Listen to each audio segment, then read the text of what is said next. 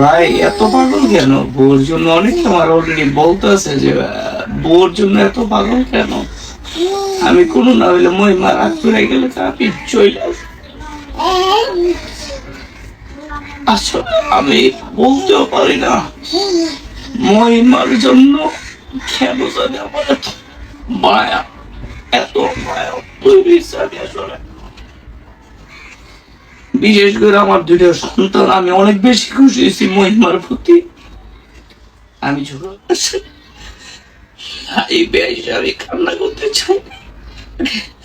একটা পুরুষ মানুষ তখনই কান্না করে যখন সে অতিরিক্ত কষ্ট পায়। আমি আসলে আমার দুনিয়ার মধ্যে আমি আমার মারে ভালোবাসি সবচেয়ে বেশি। তারপর তো আমার বাবা আছে, এরপরে হচ্ছে আমার মহিমারে অনেক মহিমার জন্য আমি অনেক যুদ্ধ করছি। যারা জানে তারা জানে, ওর জন্য আমি অনেক যুদ্ধ করছি, লড়াই করছি। যাই হোক, তুমি আইসা করো, তোমার কাছে আমার রিকোয়েস্ট থাকবে, আমি তোমার যদি কিছু বইলা থাকি আর জীবনে কিছু কমো না।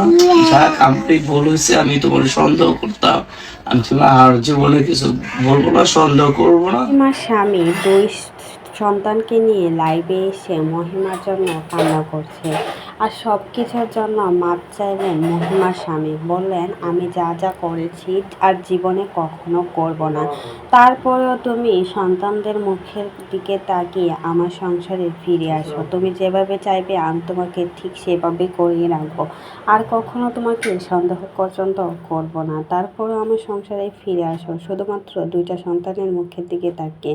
লাইভে এসে কান্না করছেন মহিমার স্বামী। মহিমাকে অনেক বেশি ভালোবাসতো তার হাজব্যান্ড, এটা কিন্তু সোশ্যাল মিডিয়াতে সবাই জানে, কারণ তাদের ভালোবাসা অনেক বেশি গভীরত্ব ছিল।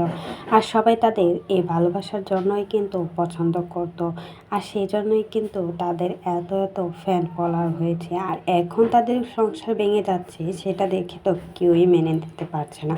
সবাই তো বলছে এটা ঠিক হচ্ছে না, মহিমা আর তার হাজব্যান্ড যেন আবারও এক হয়ে যায়, সেটাই কিন্তু সবাই চাচ্ছিল। তো এই বিষয়ে আপনাদের কোনো মতামত থাকে সেটা কিন্তু অবশ্যই কমেন্ট বক্সে জানাতে ভুলবেন না।